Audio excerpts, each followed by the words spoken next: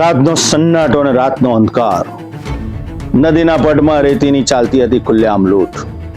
તેના ઉપર પડ્યો કાયદાનો પ્રહાર, કસાયો સકંજો અને એક બે નહીં પરંતુ 33 જેટલા વાહનો કબજે કરવામાં આવ્યા. તંત્રના અધિકારીને ચોક્કસ બાતમી હતી અને બાતમીના આધારે અધિકારીઓ પહોંચી ગયા.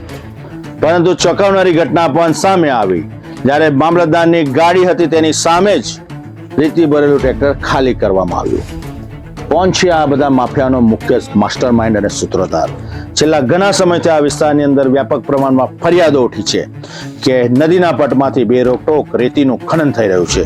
ખનન માફિયાઓ કરતી વખતે બેફામ બન્યા છે. વારંવાર રેતી ભરેલા ડમ્પરો અકસ્માત સર્જી રહ્યા છે. તંત્ર કડક હાથે કાર્યવાહી કરી રહ્યું છે. છોટાઉદેપુરના કલેક્ટર ગાર્ગી જૈને કડક કાર્યવાહી કરીને આવા ખનન કરતા ખનીજ માફિયાઓને સંદેશો આપી દીધો છે કે હવે તંત્રનું કામ કરશે અને કાયદાથી ઉપર કોઈ છે જ નહીં.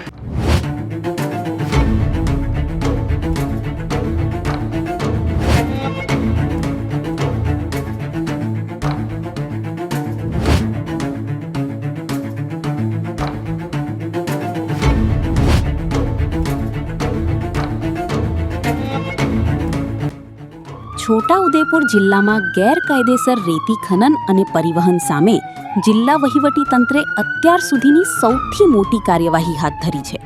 જિલ્લા કલેક્ટર ગાર્ગી જૈનના માર્ગદર્શન હેઠળ રાત્રિ દરમિયાન ચલાવવામાં આવેલા વિશેષ ચેકિંગ અભિયાનમાં માત્ર 24 કલાકમાં 16 ટ્રેક્ટર અને 17 ટ્રક સહિત કુલ 33 વાહનો ઝડપી પાડવામાં આવ્યા છે.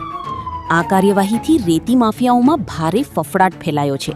એટલું જ નહીં, કાર્યવાહીના દરમિયાન એક ટ્રેક્ટર ચાલકે મામલતદારની સરકારી ગાડી સામે જ રેતી ખાલી કરી દેતા ફિલ્મી દ્રશ્યો સર્જાયા હતા. હવે સવાલ એ છે કે શું રેતી માફિયાઓ કાયદાથી પણ બેફામ બની ગયા છે? અને શું આ કાર્યવાહી બાદ ગેરકાયદેસર ખનનના નેટવર્કનો મોટો પર્દાફાશ થશે?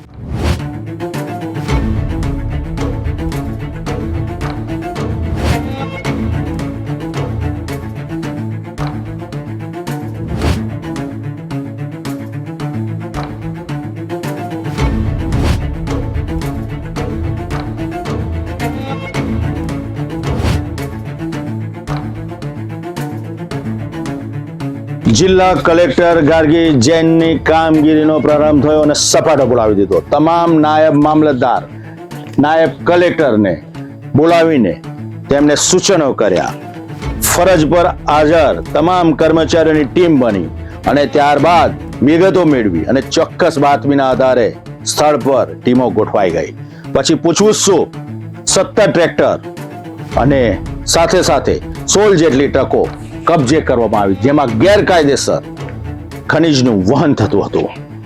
તંત્રના અધિકારીઓએ સપાટો બોલાવી દીધો કેમ કે માર્ગદર્શક હતા કલેક્ટર ગાર્ગી છે. આખરે 33 જેટલા વાહનનો કબજે લેવાતા ખનીજ માફિયામાં ફફડાટ વ્યાપી ગયો. તંત્રએ જોરદાર સપાટો બોલાવીને કરોડો રૂપિયાનો મુદ્દામાલ કબજે કર્યો છે.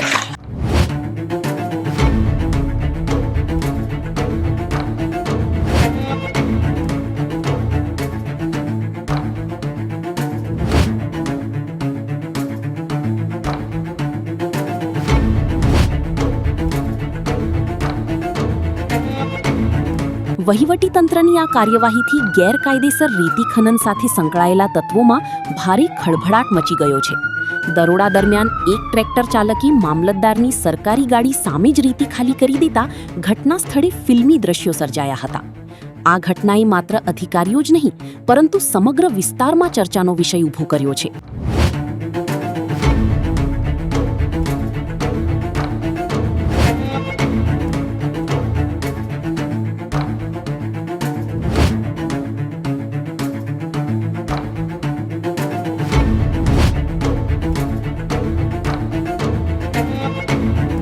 જિલ્લા વહીવટી તંત્રે સ્પષ્ટ સંદેશ આપ્યો છે કે ગેરકાયદેસર રેતી ખનન અને પરિવહન કોઈ પણ સંજોગોમાં ચલાવી લેવામાં આવશે નહીં.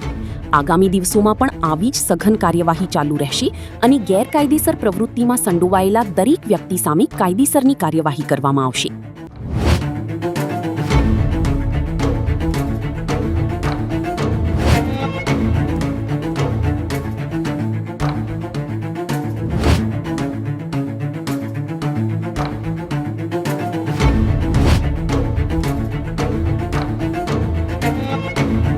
રેતીની લૂંટ સામે કાયદાનો પ્રહાર શરૂ થઈ ગયો છે, પરંતુ સમજવું એ છે કે આ માત્ર વાહન કબજે કરવા માટે સીમિત રહેશે કે આગળના સમયની અંદર તંત્ર જે ખનીન માફિયાઓ છે તેના મુખ્ય સૂત્રધાર સુધી પહોંચશે, સમગ્ર નેટવર્ક તોડી પાડશે અને જે લૂંટ થઈ રહી છે તેને બંધ કરાવશે. આગળના સમયમાં ચોક્કસ આ પ્રહારની સામે કેવી કામગીરી થાય છે તે જોવું રહ્યું. અમારી સતત નજર રહેશે આ કામગીરી ઉપર.